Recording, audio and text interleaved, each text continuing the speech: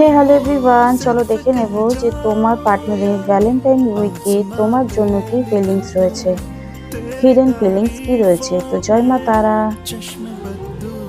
এখানে এসছে chaser, I do not want to chase any more.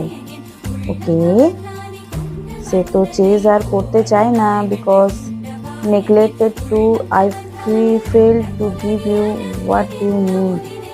ওকে, তোমার বয়ফ্রেন্ড বা গার্লফ্রেন্ডের সঙ্গে মেবি কোনো মিসআন্ডারস্ট্যান্ডিংস রয়েছে। তো এই মিসআন্ডারস্ট্যান্ডিং গুলো কি এই ডেতে তোমাদের রিলিজ হবে সেটা দেখে নেব। Soul connection, the lesson I learn from us will never be forget.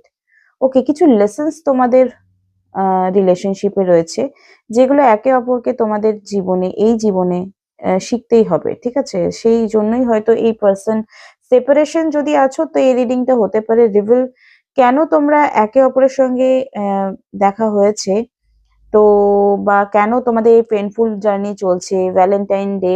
মানে এইটাই কার্ড এলো, আমি তো ভ্যালেন্টাইন উইকের জন্যই রিডিং করতে শুরু করলাম, বাট কার্ড তো অন্য কথা বলছে। Our love is always there despite of distance. দেখো, তোমাদের অলওয়েজ কিন্তু একটা সোল কানেকশন রয়েছে।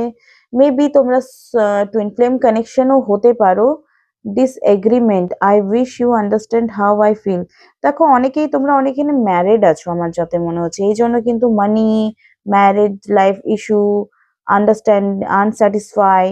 তোমরা অনেকেই এখানে আনস্যাটিসফাই সিচুয়েশন সোল দেখতে পাচ্ছি, যারা হয়তো এক্সট্রা ম্যারিটাল অ্যাফেয়ার রেখেছো, এবং সেই জন্য কিন্তু অনেক ক্ল্যাশ হচ্ছে, ইগো ক্ল্যাশ হচ্ছে, আন্ডারস্ট্যান্ডিং ক্ল্যাশ হচ্ছে। দেখো, কমিটমেন্ট ফার্স্টে যাকে দিয়েছো সেটা যদি না রাখতে পারো, তো যদি ম্যারিড পার্সন আমার কেউ ভিডিওস দেখছো, একটা কথাই বলবো যে লিগালি সেপারেট হয়ে তবেই কিন্তু সেকেন্ড কোনো রিলেশনশিপে যাবে। এটা কিন্তু ভগবানের কাছে একটা, কি বলবো, আমি বলবো আমার মেসেজ, আমি এখানে রিডিংস করে আমি চাই যে গুড মেসেজটা সবার কাছে যায়। এক্সট্রা ম্যারিটাল অ্যাফেয়ার্স কোনোদিনই সৎ হতে পারে না। যদি তুমি সেই ম্যারেজে হ্যাপি নেই, তাহলে তোমাকে সেখান থেকে বেরোতে হবে। সেজন্য এতগুলো কার্ডস এসছে। এখানে সেপারেশন অবশ্যই চলছে, মেবি তোমরা সোলমেট হতে পারো, টুইন ফ্লেম হতে পারো।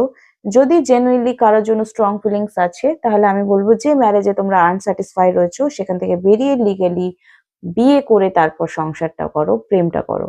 এবার বলবে সবাই রাধা কৃষ্ণার উদাহরণ দেবে, ভাই ওই রাধা কৃষ্ণের ব্যাপারটা আলাদা ছিল, কিন্তু এখন তোমাদের ভালোবাসাটা কি সেরকম, সেটা একটু জাস্টিফাই করবে। এত সহজ নয় রাধা কৃষ্ণের প্রেমের সাথে তুলনা করা, এত সহজ নয়, তাই কি না?